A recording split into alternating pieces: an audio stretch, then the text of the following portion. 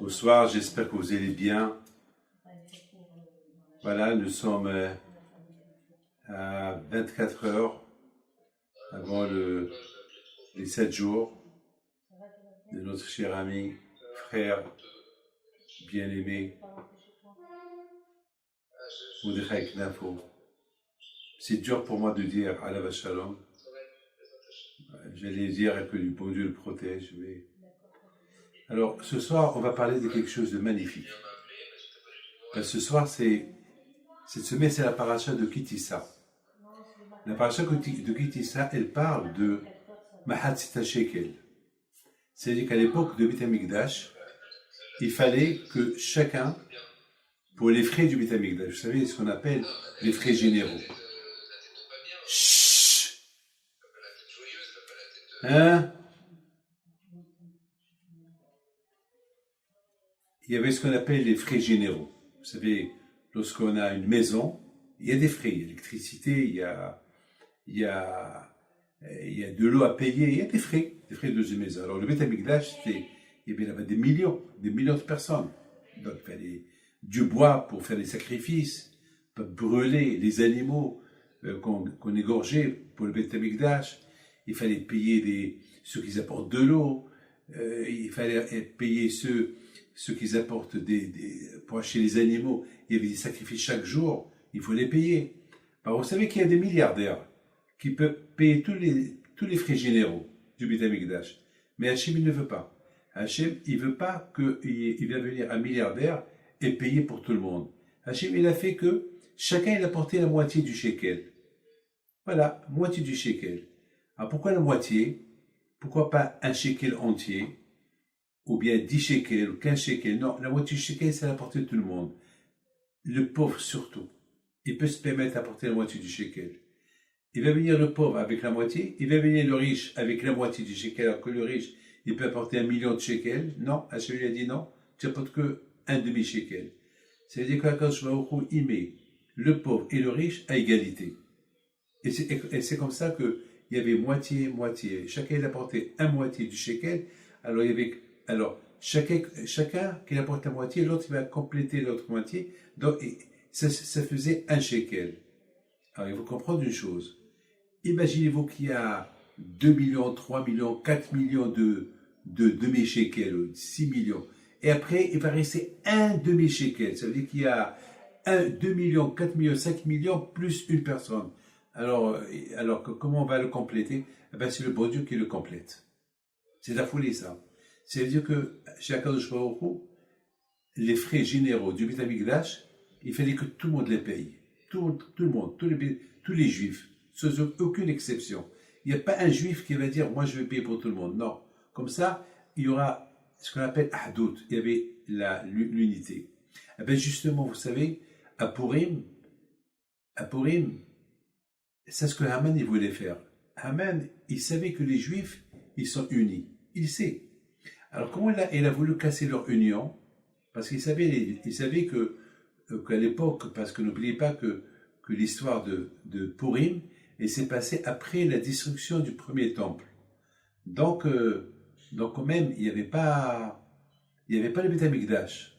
Il n'y avait pas le Beth Amikdash. Donc vous savez que grâce aux frais généraux que chaque juif y payait pour le Beth Amikdash, Akadosh Baruch Hu les protégeait, Akadosh Baruch Hu les aidait. Mais là, malheureusement, il n'y a pas de Beth Amikdash, donc il n'y avait pas de Mahatzita Shekel. Et parce qu'il n'y avait pas de Mahatzita Shekel, donc Haman il a pris l'initiative d'aller chez Hachverosh et lui dire, de toute façon, leur Dieu, il est vieux, ça y est, il les a abandonnés, mais leur force c'était le Beth Amikdash, leur force c'était les frais généraux qui payaient pour le Beth Amikdash. Alors il n'y a pas de Beth Amikdash, il n'y a pas de frais généraux, il n'y a rien du tout, leur Dieu il est vieux, alors ça y est, on peut en finir avec eux. Et Hachverosh, il a été séduit par les paroles de Haman. Mais il a oublié une chose, Haman.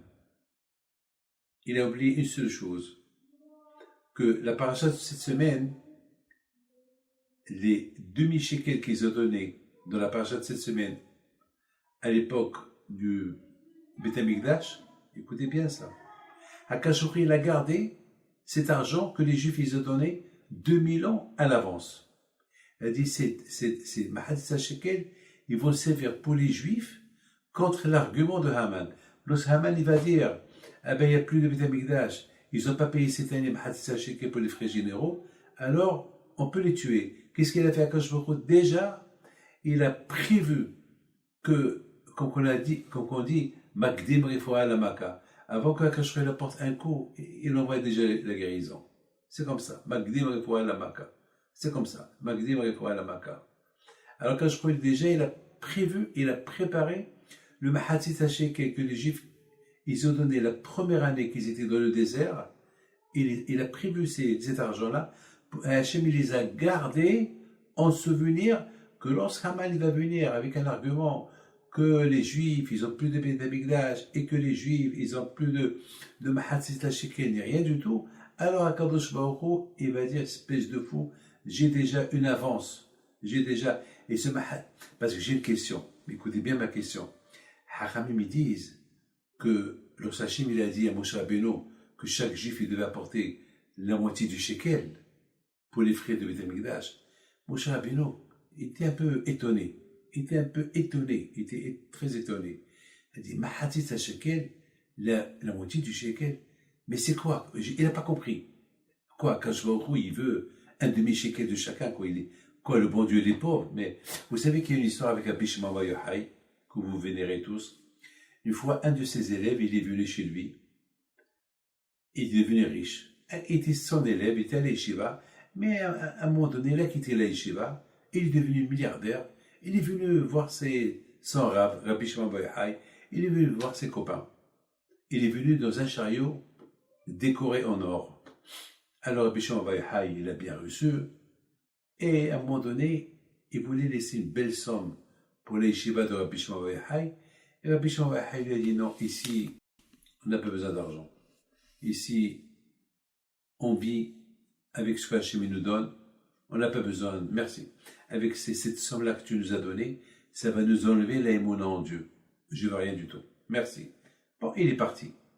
Une fois qu'il est parti, ils sont venus, ses élèves chez Rabbi Shimon Bar Yochai. Ils lui disent, Rabbi Shimon Bar Yochai, et pourquoi nous, on doit vivre comme des pauvres? Pourquoi, Rabbi Shimon Bar Yochai, tu fais pas que nous, si on a un peu d'argent? Alors regardez, on est tous des pauvres, on n'a même pas de couverture, on n'a pas de matelas, on n'a rien, on vit vraiment comme des clochards, mais ça va, on a le kiff, on étudie la Torah, on a le plaisir de la Torah, on est avec toi Rabbi Shimon, c'est vrai, mais quand même, il n'y a pas de mal si on n'a pas d'argent. Rabbi Shimon leur a dit, c'est votre problème? Il n'y a pas de problème. Si vous voulez de l'argent, je vous donne. Alors demain, on va se rencontrer à tel et tel endroit, dans une plaine. Vous savez, en Galilée, il y a beaucoup de forêts. Voilà, c'est une forêt où il n'y a pas d'arbres, il n'y a que des pierres, du sable, il y a des collines, c'est tout. On se donne. Et apportez avec vous des sacs. Des sacs. Donc c'est ce qu'ils ont fait. Le lendemain, tu vois, tous les élèves de Rabbi Shimon Bar Yochai, ils étaient 10, 15, on les appelle la Hevra Kadisha. Aujourd'hui, on dit la Hevra Kadisha, c'est pour les morts, mais la Hevra Kadisha, c'était les élèves de Rabbi Shimon Bar Yochai, on les appelait la Hevra Kadisha. Donc ils sont tous venus avec des sacs, plein de sacs. C'est Rabbi Shimon Bar Yochai qui leur a dit. Il leur dit, vous êtes là? Vous êtes prêts? Oui, on est prêts de faire quoi? Ben, vous voyez ce que je vois? Ben oui, il y a des pierres, du sable, il y a du bois, il y a, pourquoi tu nous as d'amener tout ça? Pour ramasser du sable, des pierres? Il leur a dit, non, vous allez voir. Et Rabbi Shimon Bar Yochai, il lève ses mains vers Hachem. Il dit, Hachem, ça c'est mes élèves. Ils veulent que tu les gâtes un peu. Ils veulent un peu d'argent. Alors, Rabbi Shimon Bar Yochai a dit, colline, ça veut dire la colline, transforme-toi en or, en diamant, pour que mes élèves ils prennent ce qu'ils veulent. Et du coup, tout s'est transformé en or. Ça veut dire que tu creuses, il y a de l'or. Tu creuses, il y a des diamants. Ça veut dire qu'en une heure, ils ont rempli tous les sacs qu'ils avaient, les poches, tout. Il leur a dit, Rabbi Shimon Bar Yochai, ça y est, vous êtes content? Ben oui, Rabbi. Ben il leur a dit ça, vous avez pris maintenant même pas 1% de ce que Hachem vous a gardé là-haut. La récompense de ceux qui étudient la Torah, elle est elle est sans limite. Alors, ce que vous avez ramassé, c'est même pas. Alors, lorsqu'ils ont vu ça, il leur a dit, mais le problème, il est, avec tout ce que vous avez ramassé, c'est de quoi vivre des milliards d'années. Mais là, vous allez tout abandonner. Ils ont tout laissé, ils ont dit à Bishon Wahai, est-ce qu'on peut tout laisser? On ne veut rien du tout. On s'excuse qu'on t'a dérangé, on s'excuse qu'on a dérangé Hachem, qui transforme tous ces sables-là en argent. Finalement, c'est pas ça notre kiff. Notre kiff, c'est la Torah. Avec toi, ça ne nous intéresse pas. Alors, vous voyez que Hachem, il est riche. C'est lui qui donne tout. C'est lui qui donne la vie. Regarde aujourd'hui, avec ce Covid. Le Covid, c'est manque de respiration, saturation dans les poumons, et à la fin, et après, c'est intubation, et après, ça peut être fini. Si on pouvait apprécier chaque seconde qu'on respire, ça n'a pas de prix. Tout ce que la chimie nous donne gratuitement, on ne paie rien. On ne paie rien du tout. Regardez aujourd'hui, les gens, c'est maintenant qu'ils sont malades. Il y a un jeune, j'ai vu dans une petite vidéo, un jeune de 17 ans qui a attrapé le corona, le pauvre, gravement malade. Il pleure et il dit, les jeunes comme moi, faites attention. Vous ne pouvez pas imaginer ce que je souffre avec le manque d'inspiration. Vous n'avez aucune imagination. La souffrance que je ne peux pas espérer, que je vais étouffer. Et tout ça, ça vient cadeau de Akadosh Baruch Hu. Donc Akadosh Baruch Hu, il a tout. Alors je me pose la question. Alors, Moshe Rabbeinu, il a dit à Akadosh Baruch Hu, pourquoi tu veux un demi-shekel? Mais c'est quoi un demi-shekel pour toi, Hachem? Et en plus, tu veux que chacun te demande, avec tout ce que tu as donné à tout le monde, tu demandes un demi-shekel. Alors écoutez bien ce que Hachem dit à Moshe Rabbeinu. Alors tu ne sais pas c'est quoi un shekel? Il a dit non, je ne sais pas, je ne comprends pas, Hachem. Quoi, tu as besoin d'un demi-shekel de chacun de nous? Et Hachem, il montre à Moshe Rabbeinu un shekel en feu. Je répète, c'est le Midrash qui dit ça. Il lui montre un shekel en feu. Il lui dit, casé, comme ça. C'était du feu. Alors maintenant la question se pose. Déjà, Moshe Rabbeinu n'a pas compris pourquoi Hachem il veut un shekel, un demi-shekel. Il peut tout fournir s'il veut. Comme je viens de vous dire. Il peut dire à Moshe Rabbeinu, va à tel endroit et prends là-bas de... Et ça, Hachem il a besoin de ses frais généraux. Akash il peut... Vous savez, il y avait 10 miracles à l'époque de Beth Amikdash. 10 miracles. Un des miracles, qu'il pouvait y avoir là-bas 10 millions de juifs au Beth Amikdash, ils pouvaient se prosterner et aucun ne va dire je suis serré. Il y avait un autre miracle. Jamais, vous savez, à l'époque, il n'y avait pas de frigidaire, il n'y avait rien du tout. Beaucoup des fois, il y avait là-bas des dizaines de milliers de sacrifices par jour. Parfois, il faisait très chaud et jamais un morceau de viande a pourri. Jamais on a vu une mouche, une moustique, un serpent, un scorpion avec, là où il y a le Beth Amikdash. Jamais. Il y avait 10 miracles. 10 miracles. Hachem ne peut pas faire un miracle que tous les frais généraux, ça passe par Hachem. C'est lui. Vous savez ce qu'on appelle Esha Ma'aracha.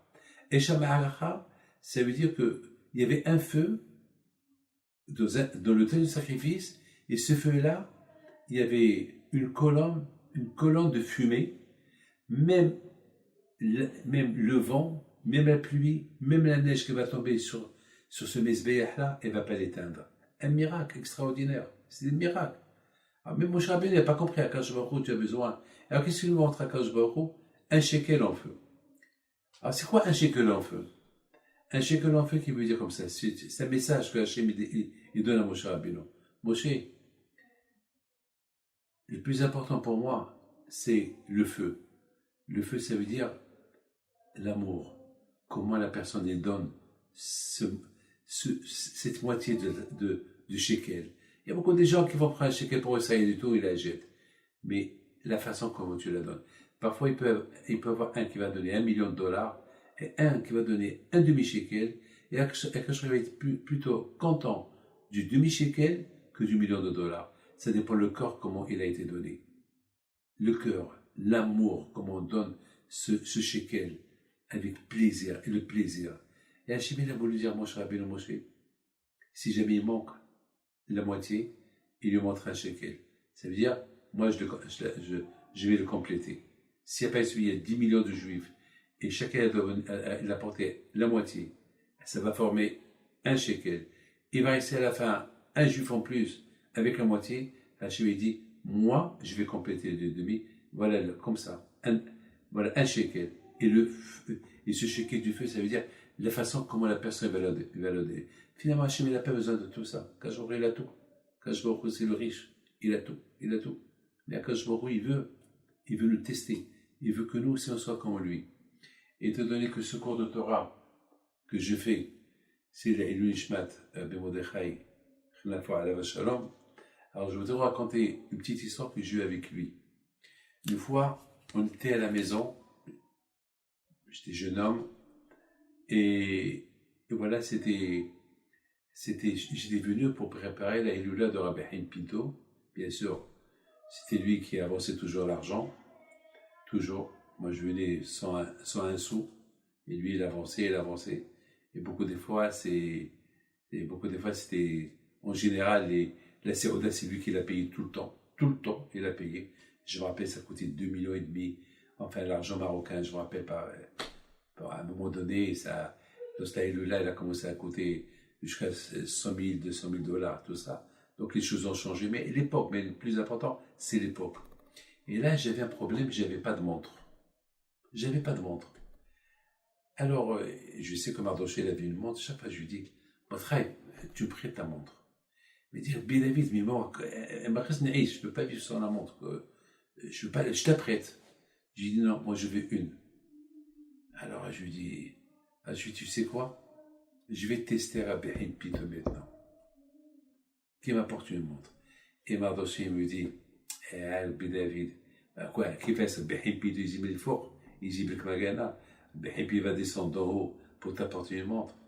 Et je lui dis, qu'est-ce que tu penses? Il me dit, qu'est-ce que je pense? Et laisse là. Il peut tout faire. Bien sûr. Tout.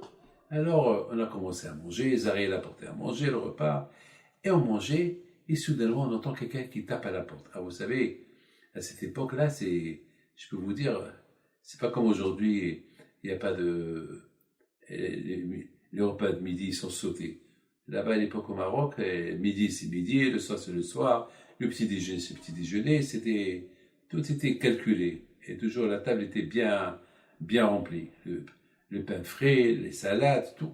Et on entend quelqu'un qui tape à la porte. Une fois qu'on a terminé à manger, je crois qu'on mangeait du dessert. Et moi, je me lève pour ouvrir la porte et Madoche a dit, moi je vais aller ouvrir.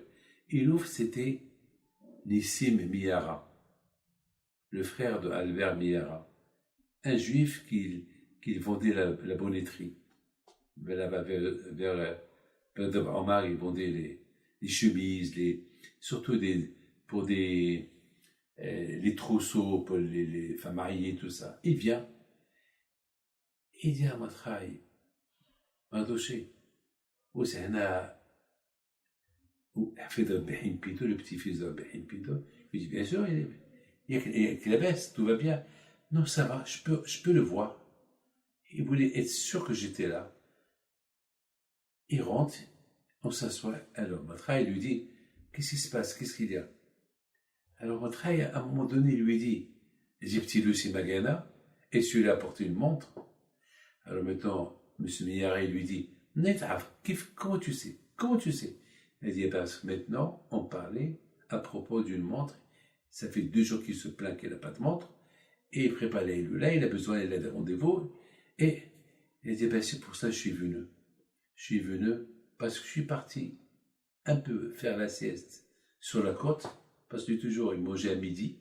Il mange une demi-heure. Après, il prend un peu d'air avant qu'il va travailler. Et je me suis endormi. Et j'ai rêvé Rabbi Haim Pinto qui me dit, Nissim, juste de Magana, tu as 2 montres, tu vas te lever, va chez David, mon petit-fils, il est chez Motraïk Nafo, il est chez lui, et tu lui donnes le Magana. Ah, tu le vois, juste une montre pour toi, et si tu ne le fais pas, fais attention. Il se lève, il a eu peur.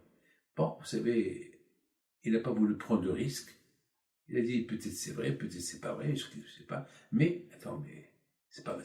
Je sais que David Pinto, il est là, c'est la date de l'Aïloula, je vais aller le voir. Je vais aller voir si. Et en plus, dans le rêve, il lui a dit, Rabbi Pinto, il est chez Matraïch Navo.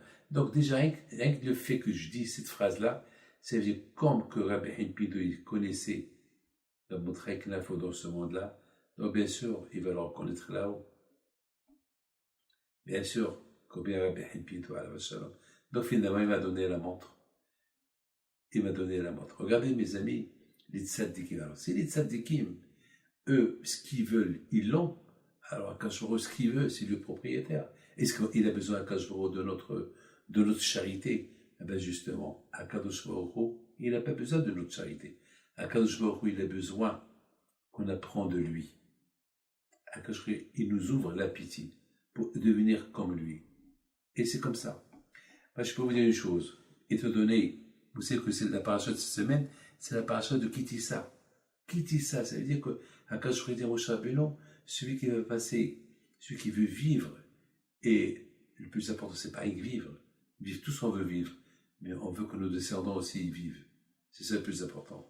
On veut voir notre les générations à venir. Ça, ce qu'on veut pas, Hasbi Shalom, que notre génération, elle soit barrée. Non, on veut la suite.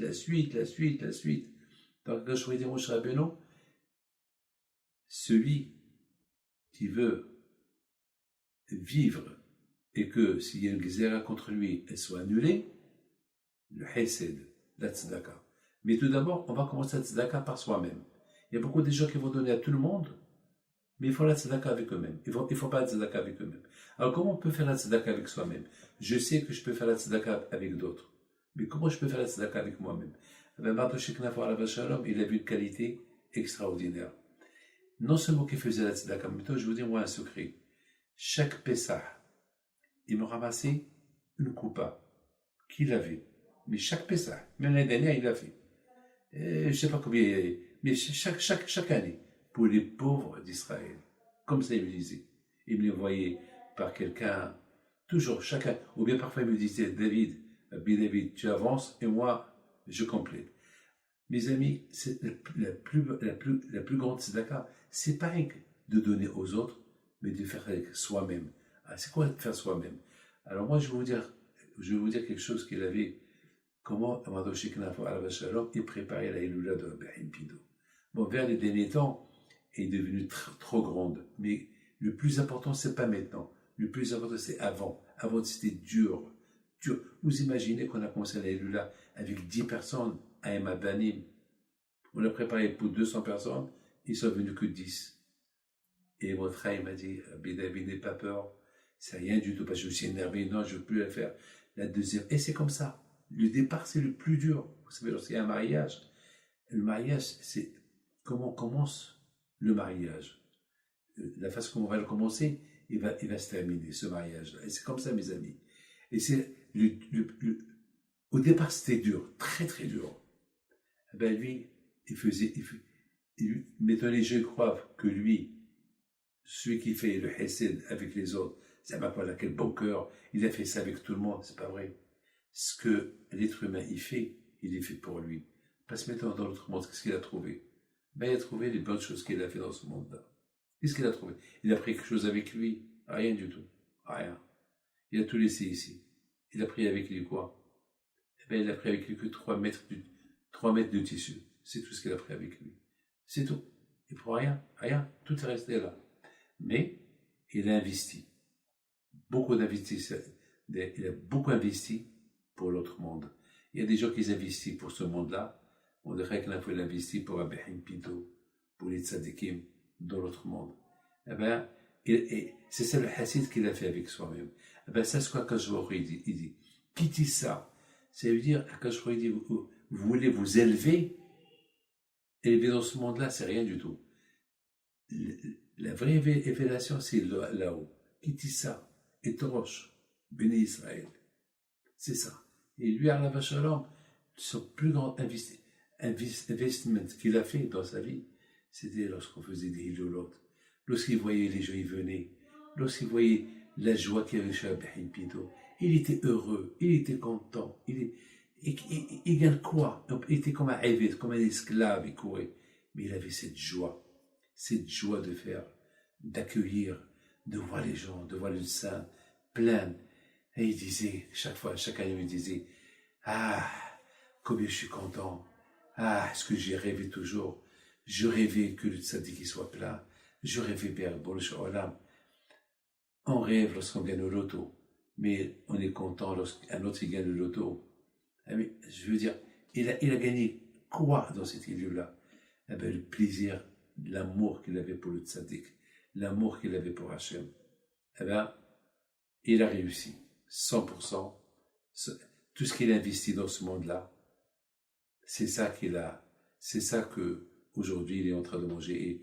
Et je suis convaincu qu'il est à côté de Rabbi Pinto, à côté de mon père, à côté de Bédod Baruch, Bernard Diwan, et Raphaël, comme tous ces tzaddikim sur lesquels on allait. Donc, Be'ezat Hashem, que Akadosh Baruch Hu y fasse, que sa neshama repose en paix. Alors, n'oubliez pas, demain soir, vous avez reçu les feuilles que je vous ai envoyées avec son nom.